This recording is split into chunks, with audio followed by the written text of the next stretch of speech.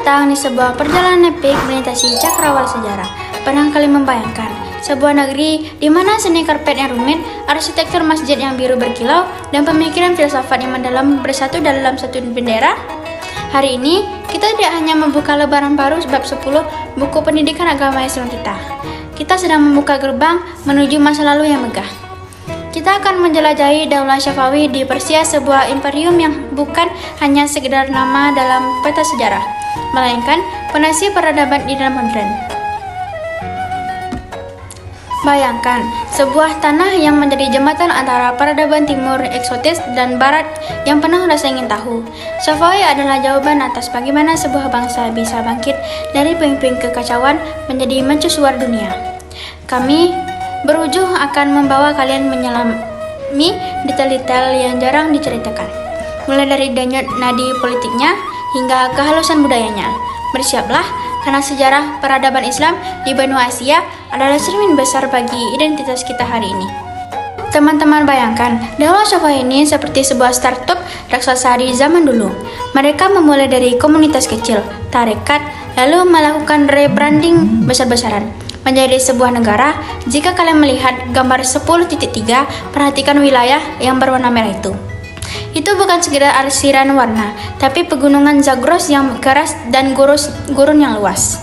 Bangsa ini harus survei di tengah kepungan kekuatan besar. Secara visual, bayangkan debu-debu gurun yang bertebangan di antara iringan kafilah dagang yang membawa rempah dan sutra. Inilah atmosfer yang ingin kita bangun. Perpaduan antara kerasnya perjuangan dan indahnya keberhasilan. Mari kita bedah akarnya secara mikroskopis. Peradaban ini tidak bermula dari tahta emas, melainkan dari kesunyian doa. Gerakan ini awalnya adalah sebuah tarekat Syafawiyah yang didirikan oleh Salfi Ardi Dil Ababil, sebuah gerakan spiritual yang awalnya hanya ingin membersihkan hati dan kembali ke kemunian ajaran Islam. Namun, sejarah memiliki rencana yang lebih besar. Seiring berjalannya waktu, pengikut tarekat ini bertransformasi menjadi kekuatan militer yang disiplin dan penuh semangat. Lalu muncullah sosok fenomenal Ismail I. Di usia yang masih sangat muda, ia memiliki visi yang melampaui zaman. Pada tahun 1502, ia dinobatkan sebagai Syah atau Raja pertama di Tabriz. Langkah paling kontroversial sekaligus paling berpengaruh yang ia ambil adalah penetapan mazhab Syiah sebagai mazhab resmi negara. Ini adalah garis pemisah yang tegas dengan Daulah Turki Utsmani di barat dan Daulah Mughal di timur. Keputusan ini bukan hanya soal agama, tapi soal menciptakan jati diri unik bagi bangsa Persia yang akan bertahan selama ratusan tahun ke depan. Ismail I bukan hanya duduk di tahta. Mari kita berbedah pertempuran Kaldiran 1514. Ini adalah momen krusial saat Syafawi berhadapan dengan meriam raksasa Turki Utsmani. Meskipun Syafawi kalah secara teknologi saat itu, keberanian pasukan kavaleri Kizilbash yang menyerbu tanpa rasa takut menjadi legenda Ismail I. Sendiri adalah sosok yang haus ilmu. Ia mahir berbahasa Azerbaijan, Persia, dan Arab. Ia membuktikan bahwa seorang pejuang harus memiliki otak yang tajam, bukan hanya otot yang kuat. Ia adalah simbol pemuda yang memikul beban negara di pundak yang masih sangat muda. Setiap bangsa memiliki matahari yang bersinar paling terang, dan bagi Syafawi, matahari itu bernama Abbasat yang memerintah dari tahun 1587 hingga 1629. Mari kita analisis mengapa ia dijuluki sebagai Yang Agung. Abbasat adalah pemimpin yang memahami bahwa kekuatan militer saja tidak cukup. Ia melakukan reformasi besar-besaran, membentuk pasukan elit gulam yang setia hanya kepada negara, bukan kepada klan tertentu. Namun, kejeniusannya yang paling luar biasa terletak pada diplomasinya. Ia menjalin hubungan internasional dengan bangsa-bangsa jauh di Eropa, termasuk Rusia, untuk memperkuat posisi Persia di kancah global. Ia membangun pelabuhan strategis yang kini dikenal sebagai Bandar Abbas. Di bawah komandonya, Safawi bukan lagi dikenal sebagai kerajaan regional, melainkan pemain kunci dalam perdagangan global. Ia mengajarkan kita bahwa untuk menjadi bangsa yang besar, kita harus berani membuka diri, bernegosiasi, dan menjadi cerdas di tengah persaingan dunia yang sengit. Abbas I menyadari kelemahan pasukannya, lalu ia menciptakan sistem gulam, yaitu pasukan budak prajurit yang diambil dari tawanan perang yang mendidik menjadi elit.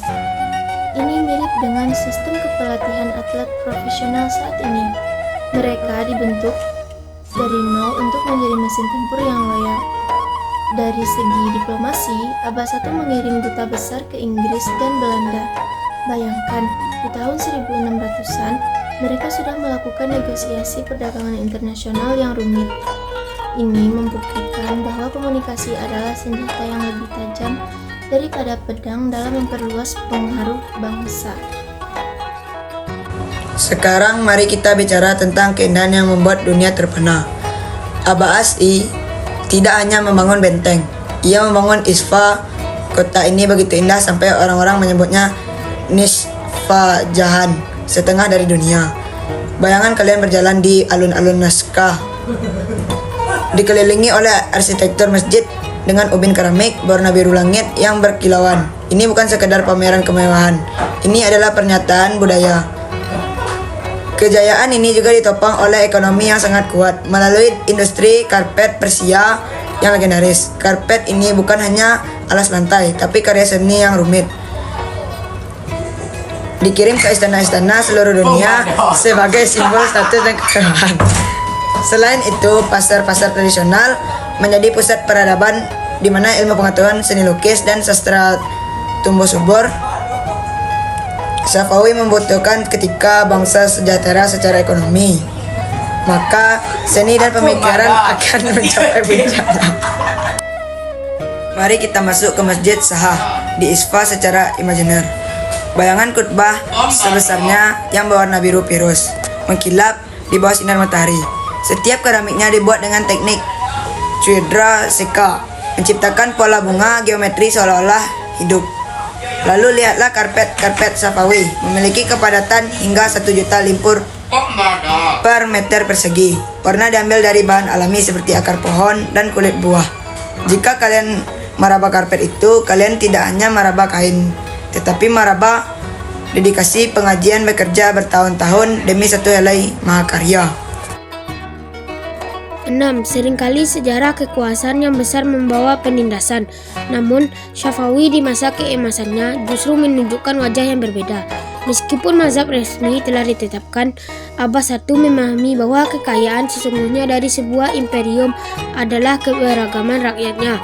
Ia menerapkan sistem toleransi beragama yang luar biasa maju untuk zamannya. Komunitas Nasrani, Yahudi hingga penganut Zoroaster diberi ruang untuk berkontribusi bagi negara. Mereka memperoleh menjalankan keyakinan dengan tenang asalkan setia pada negara. Inilah implementasi dari tujuan pembelajaran kita, menghargai perbedaan tanpa rasa saling menghargai ini. Isfahan tidak akan pernah bisa menjadi pusat ilmu pengetahuan internasional yang menarik para filsuf dan ilmuwan dan dari berbagai belahan dunia. Kita belajar bahwa sebuah peradaban tidak akan hancur karena perbedaan. Ia justru akan runtuh jika perbedaan itu dipaksakan untuk menjadi satu warna saja. Keberagaman adalah rahmat yang menghidupkan Persia. Salah satu fakta paling menarik adalah distrik New Julfa.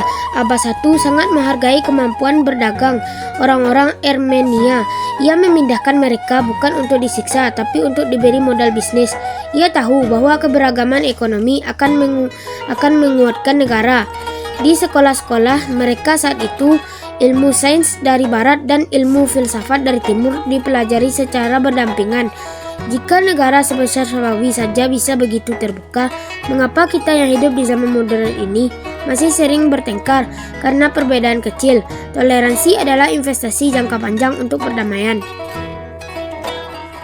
Namun, hukum sejarah bersifat mutlak, apa yang naik pasti akan turun. Pasca kepemimpinan Abbas I, estafet kepemimpinan mulai goyah.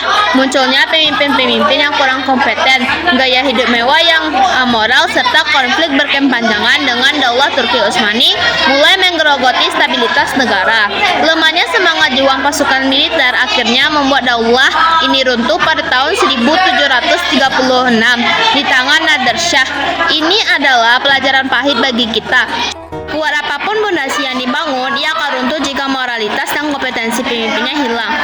Keruntuhan Syafawi tidak terjadi dalam semalam. Ini adalah proses pembusukan dari dalam. Ketika para pangeran dikurung di dalam istana, sistem harem, dan tidak pernah melihat dunia luar, mereka menjadi pemimpin yang lemah. Mereka kehilangan sentuhan dengan rakyat.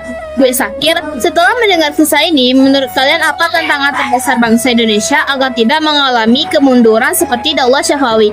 Apakah masalah ekonomi, pendidikan, atau persatuan? Tulis jawaban kalian. Ingatlah, sejarah adalah laboratorium kehidupan. Kita belajar di sini agar tidak meledakkan laboratorium kita sendiri di masa depan. Mari kita ambil api semangat Syafawi, bukan akbunya. Jadilah generasi yang istiqomah.